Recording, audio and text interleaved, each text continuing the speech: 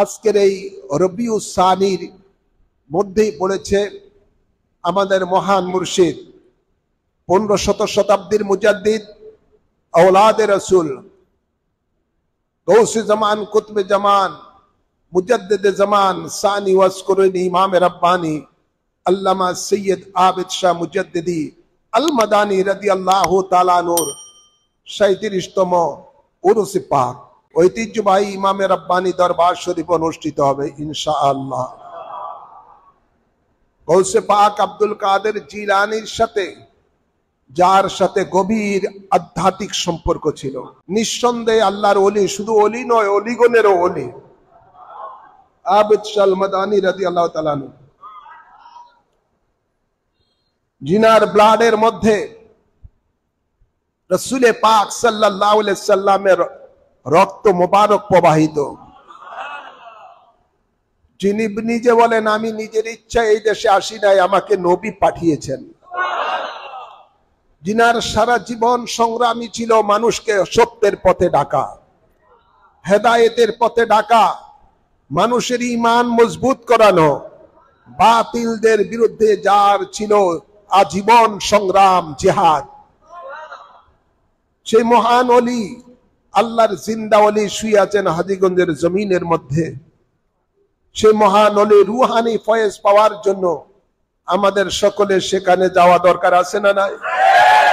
আল্লাহর ওলি রুহানি ফয়েজ হাসিল করবেন এক জামানা সোহবতে বা আউলিয়া বেহতারাস আদসাতে বেরিয়া। সুবহানাল্লাহ বলেন না? শেখ সাদি রহমতুল্লাহ আলাইহি বলেন আল্লাহর মাহবুব বান্দাগণের সামনে কিছুক্ষণ অবস্থান করা 100 বছরের বেরিয়া ইবাদত থেকে উত্তম। আবিদ শাহ মাদানী জিন্দা ওলি, তার রওজা পাকের সামনে বসে সামান্যতম অবস্থান করাটা, এটা হলো 100 বছরের বেরিয়া ইবাদতের থেকে উত্তম ইবাদত। আল্লাহর ওলি যারা হয়ে যান, আল্লাহ বলেন লা খাউফুন আলাইহিম ওয়ালা হুম ইয়াহজানুন। আমার মাহবুব বান্দা যারা, তাদের কোনো ভয় নাই, তাদের কোনো চিন্তা নাই। তো আল্লাহর ওলিদের সাথে যারা সম্পর্ক রাখেন, তাদেরও কোনো ভয় থাকবে না, চিন্তা থাকবে না। কেননা ভয়হীন, চিন্তাহীন মানুষের সাথে যখন আপনার একটা সম্পর্ক সৃষ্টি হয়ে যায়, তখন আপনারও ভয় আর চিন্তা থাকার কোনো কারণ নাই। যেহেতু আপনার যিনি অভিভাবক, তিনার খুঁটি বড় মজবুত, খুঁটি বড় মজবুত। আল্লাহ ওনাদের ব্যাপারে বলেন লা খাউফুন আলাইহিম ওয়ালা হুম ইয়াহজানুন। তাদের কোনো ভয় নাই, তাদের কোনো চিন্তা নাই। লাহুমুল বুশরা ফিল হায়াতিদ দুনিয়া ওয়া ফিল আখিরা। আমার সেই বন্ধুদের জন্য সুসংবাদ হলো দুনিয়াতেও আখিরাতেও। লা তাবদীলা লিকালিমাতিল্লাহ।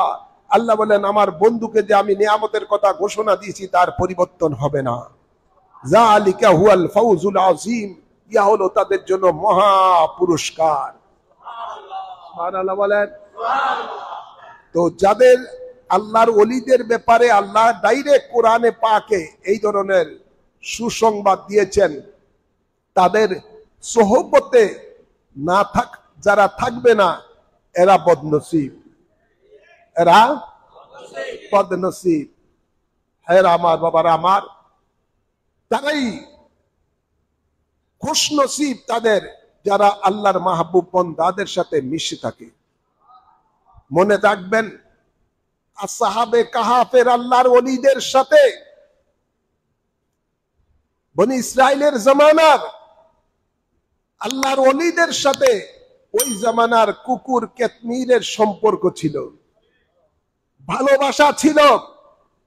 আল্লাহর ওলিরা যেই গুহার মধ্যে আশ্রয় নিয়েছিলেন জালিম সরকারের অত্যাচারে, সেই গুহার মুখে যেই কুকুরটা কেতমির নামক পাহারা দিয়েছিল, সেই কুকুরটাও দামি হয়ে গেছে। যেহেতু দামিওয়ালার সাথে মহব্বত রেখেছে, দামিওয়ালার সোহবতে ছিল, এই জন্য কুকুর বেদামি দামিওয়ালা হয়ে গেছে। যার কথা আল্লাহ কোরআনে পাকে উল্লেখ করে দিয়েছেন। তো আল্লাহর ওলিদের সাথে সম্পর্ক রাখলে দুনিয়া তো লাভ, আখিরাত লাভ। আল্লাহ কবুল করুন, আমিন বলেন। দুনিয়া তো লাভ, আখিরাত লাভ।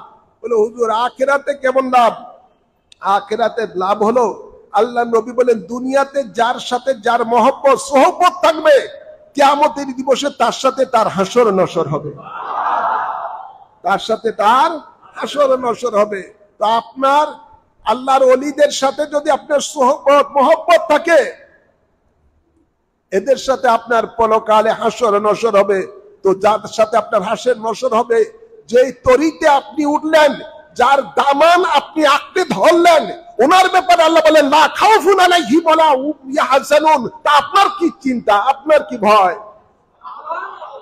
আপনার তো খুঁটি মজবুত, আপনার খুঁটি মজবুত, আপনার কোনো চিন্তা নাই, কোনো ভয় নাই। আল্লাহ আমাদের সকলকে আল্লাহর ওলির মহব্বত নিয়ে ওলি আল্লাহর সোহবতে থাকার তৌফিক দান করুন।